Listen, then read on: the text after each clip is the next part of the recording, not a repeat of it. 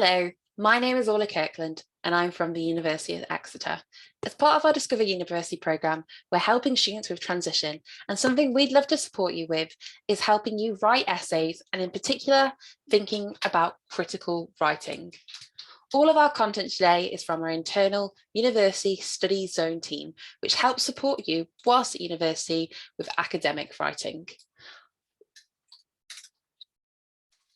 So things to think about then, when you first start to write an essay or a piece of academic writing, and this is what we always tell our students, always make a clear attempt to answer the question. Don't go off tangent or onto a topic that you really enjoy. If you've been given a really particular question, make sure you focus on that and show a depth of understanding of those issues really relevant to the question. Do research in those areas, draw on content that you may have learned about in class. Present your ideas and arguments with well-supported information from your sources. Ensure that you're not making up information, that it's not opinion-based, and that you can back it up. Demonstrate that evidence of a wide range of reading and try and organise your writing. So use lots of clear links throughout. You might have subtitles, new paragraphs to guide the reader through your argument in order to come to a conclusion and evaluation at the end. Try and take a really critical approach and not just write descriptively. Try not to just tell a story. Try and tell something a little bit different. They don't just want a timeline of everything that's happened in the past. They want a critical approach towards this. So write in a style which communicates really clearly and uses appropriate subject-specific language. If you don't understand it, then you may not be able to incorporate it correctly into your text. So please ensure it is appropriate, the language that you're using, and ensure that it's relevant for the audience as well. Importantly, check grammar, punctuation, and spelling. These are really small things, but they're really easy to forget when you're focusing on everything else. You might want to get someone to proofread your essays.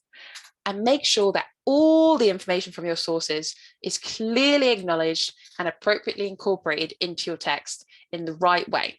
Now, this is something that you may not have much experience at school or college, but once you get to university level, this is something that will be expected of you all the time. So if you have time now, why not investigate what that looks like and how you can do it in order to put yourself ahead of the rest of your class. And if you can, include an accurate reference list or bibliography that is consistent again in layout and punctuation. The clearer it is, the easier it is to read and the easier it is to focus on the content rather than getting distracted by grammar or layout. And that's what you really want to do, is focus on the words that you are writing. So what to clarify then? Before you start your assignment, before you begin, don't just go straight into it. Your academic writing tasks are going to vary according to the subject that you're studying and what your assignment is asking you to do, the level that you're at, who your teachers may be. In some pieces of academic writing, you'll be asked to make sure you'll be asked to make your own decisions about the content and structure of your assignment. So this is one of the best types of essays to do. This is where you can share your opinion. This is where you can go a little bit more in depth in topics that really excite you. And this is something, while studying a degree at university, you really get to explore, especially with tasks such as your dissertation. In other assignments, this may be defined more specifically, and you might have to write about certain topics. With all pieces of academic writing, it is best to check whether there's any guidance on this content. So we're calling it academic writing here, but you may better know it as writing an essay. So think about, is there any particular topics that you need to cover? You want to think about your structure. So is there information given on the order of sections you're meant to have, or any specific subheadings you need to use? Maybe it's the presentation of it. Should you be using a particular font or a certain margin size? Is there a certain amount of words? Reference and style. So you may be using maybe Harvard referencing. Assessment criteria for the written work. So actually work backwards sometimes. If assessment criteria is given, then you can work back from this. You can work back from those elements to know exactly what the reader is looking for.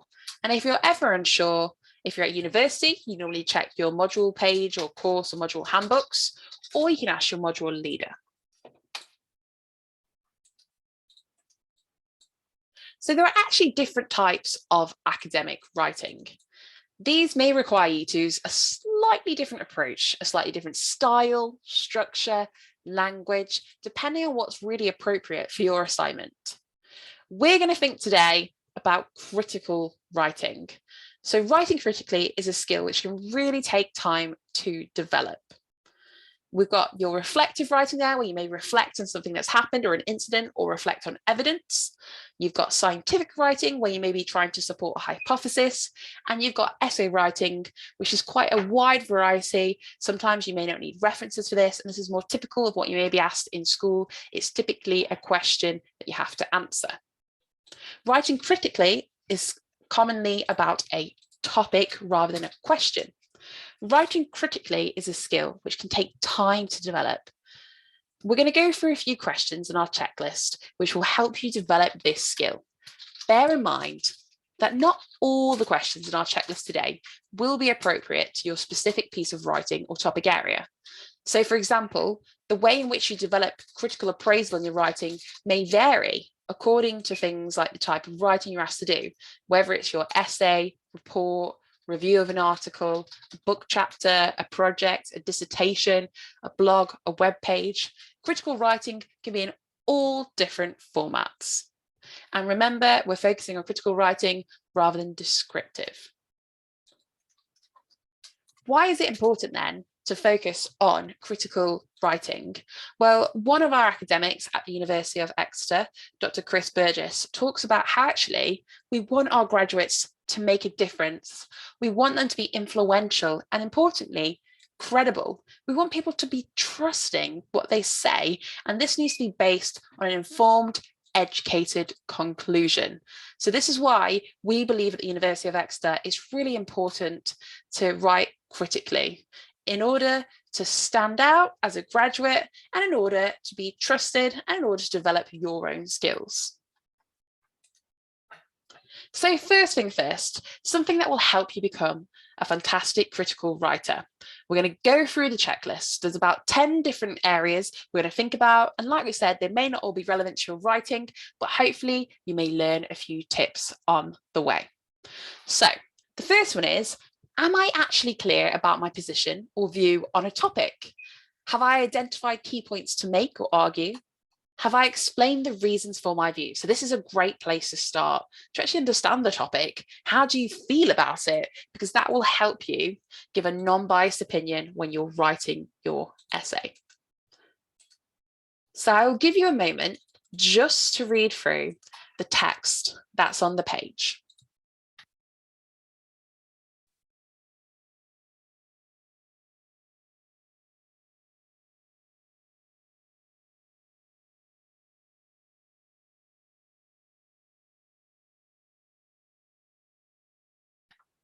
In this example, the student is using the first person, I, to present their own opinion. Always check whether the use of the first person is acceptable in your own discipline. In this example, I would argue that could be replaced with it could be argued that. And as you can see there, they've argued a point and then they've used an example as well. So it's always really important, if you're going to make a point, then please back it up with an example or evidence. The next point to make is, have I considered and evaluated different viewpoints and perspectives on the topic? So again, I'm going to give you some information to read. And after this, we'll review it.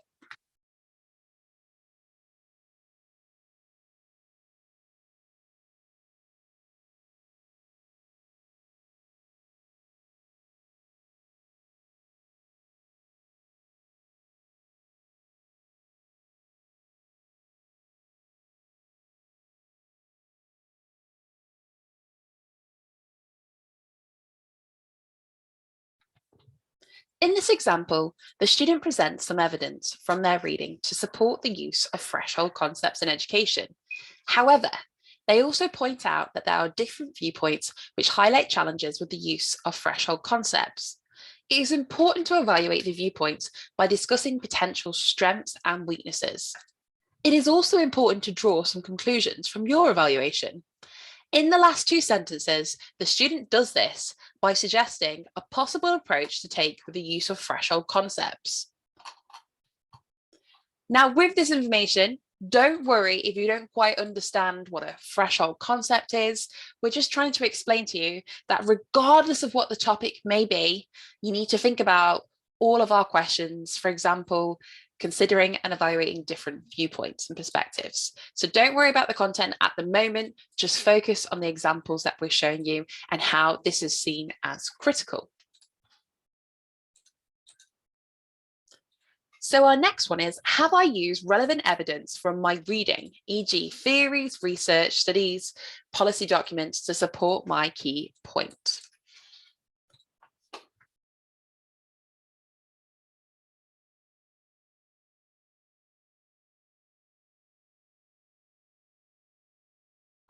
So in this example, the student has used 3 sources to support the point that they are making. This won't always be the case, but if you have more than one source, use them, as this can create a stronger sense of consensus on a particular issue.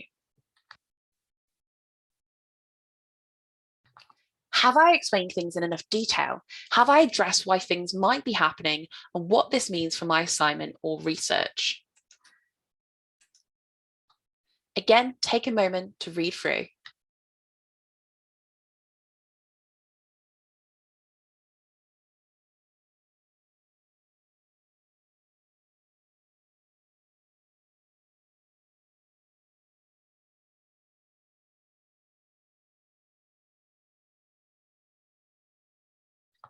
In this example, the student highlights an aspect of the research process, the amount of guidance given by the lecturers, which might have influenced the study results. They explain why this is important and how students' previous knowledge and experience needs to be taken into account when conducting any further research. They also make a suggestion for how students' prior knowledge and experience could be assessed in a future study. So this is where they're taking things to the next level. They're reading information, they're looking at a study, and they're really starting to evaluate it and what it means for the assignment and research question. This is where you're elevating your essays now and getting into that critical thinking. Another way to adapt your critical writing is, if I'm discussing research, have I considered any strengths or limitations and the possible impact of this on findings? Suggested potential changes to the research design.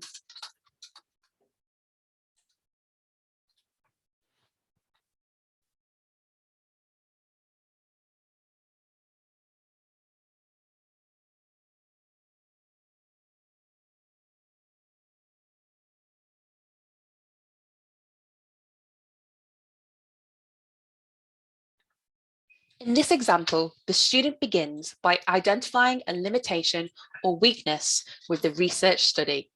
They then go on to say how this might have affected the study results. The final 2 sentences suggest how the research design could be changed in the future to address the limitation.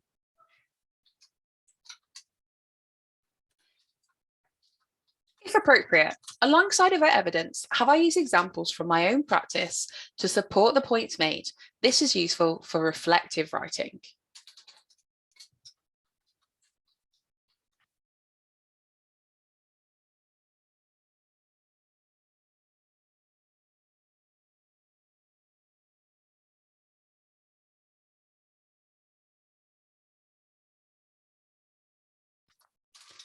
So in this example, the student uses an example from their own experience to help explain the point being made.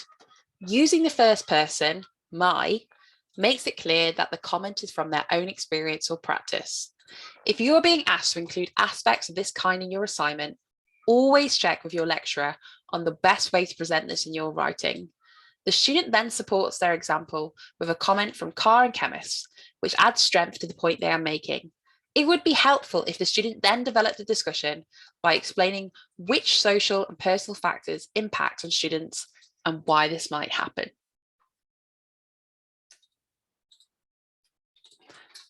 So to be critical, think about, have I identified and discussed any assumptions which might need to be challenged, both within the evidence I'm using and in my own explanations?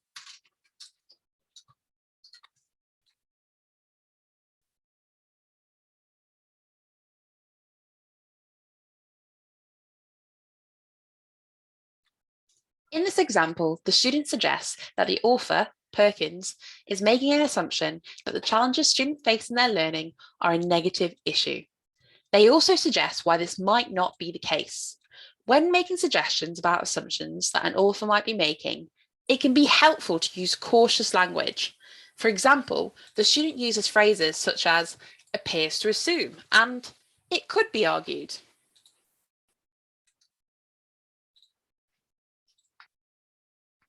Geographical, historical, political, social, and cultural issues can influence research. Have I considered different contexts and how they might affect viewpoints and research outcomes?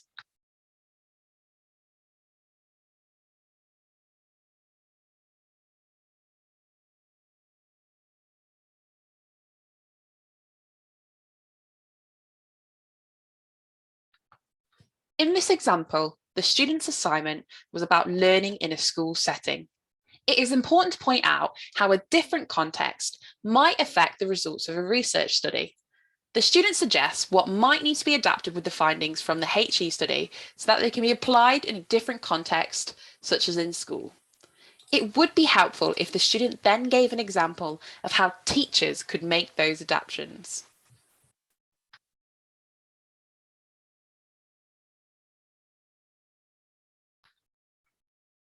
Have I discussed the possible impact of research findings and my conclusions on groups of people, future research, the environment?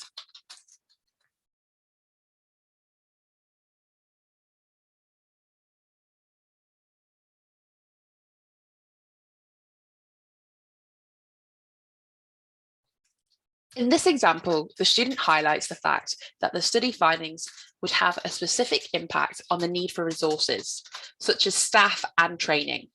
When identifying the impact of ideas or research findings, make sure the comments are relevant to your assignment question and argument.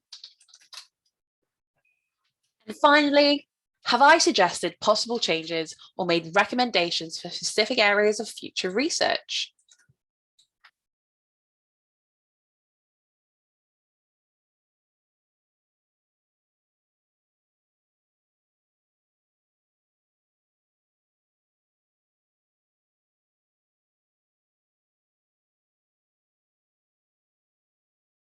In this example, the student is making a suggestion about what future research could be useful. It is important to be as specific as you can about the nature of the research needed. The student also expressed research might be useful in that it would provide more information about resources needed. When you explain why future research is important, think about how the research would further the understanding of your assignment, topic, or research question. So that is the end of our 10 questions to think about to support you with your critical writing. But remember, critical thinking is not just about criticism or expressing your opinion or relying on emotions. All of the following elements can form part of the critical thinking. But when you take a critical approach, it's important not just to rely on that.